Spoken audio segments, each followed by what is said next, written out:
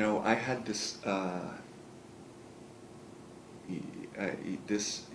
me tell you this anecdote that somebody shared to me who works at a Jesuit university. And this sounds like a script from a show. It is absolutely what the guy said. So I forget in what context we got to talking about it, maybe in the context of a book or something. He's a Muslim. He works at a Jesuit university. And the story was something like this, that maybe he taught at a Jesuit university a little bit, and then he got a job offer to go work at another, I don't know if it was a state university or whatever, but it was like not a religious university in any way. And then so he works there for a number of years, and then he ends up coming back to a Jesuit university in a different role. And he says to me, reflecting on it, he says, after a number of months, I realized I was home again, because here was a place that I felt free and respected to be a Muslim, which I thought was such a powerful and fantastic thing to say, because in a way, I understood what he was saying was, when he went on to elaborate is, here is a place where,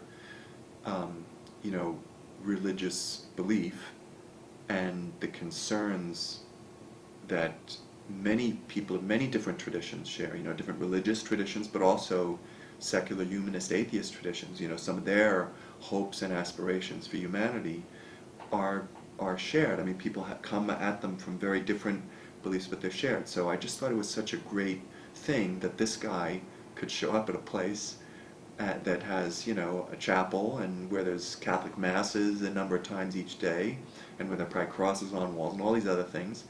And part of the way he processes that is, this environment is making, I'm being welcomed and comfortable to take my beliefs seriously in this place.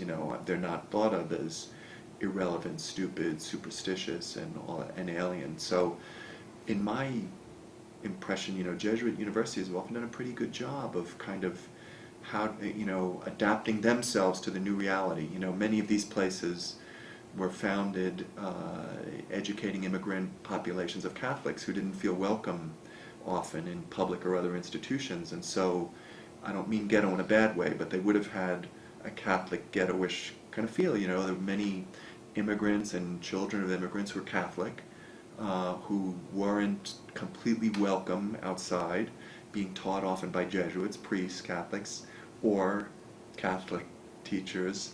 And now there's a very different era where these places are very, very different in terms of who's here working and attending and so on. And I think they've really made, these schools have made a nice transition, to try to navigate that in terms of being true to their own founding Catholic and Jesuit values, but also finding ways to invite and speak to people of other traditions so that they can feel not tolerated, not like just merely tolerated, but somehow part of the team, also part of the team, that we're about some common mission here. Last thing that goes through my mind a little bit is, I heard this story once about the UN Declaration on Human Rights,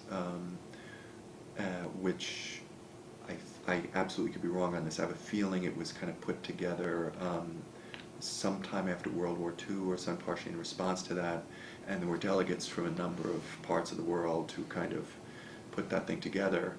And of course they represented the different parts of the world, so predominantly Muslim countries and Buddhist, and one of the attendees was this guy, the way I heard the story, was Jacques Maritain, who was a Catholic philosopher, French, I think he's French, might have been Canadian, French-Canadian. And anyway, his great comment about the end of the thing was, we all agreed, and we agreed comfortably, in our vision about who humans are and what they deserve. Just don't ask us why. Like, in other words, the Catholic coming from his or her tradition has one way of understanding why humans should be respected and how they should treat each other and all this kind of thing, and the Muslim, the Jew, the atheist might come from a very different way, but in the end end up in the same place.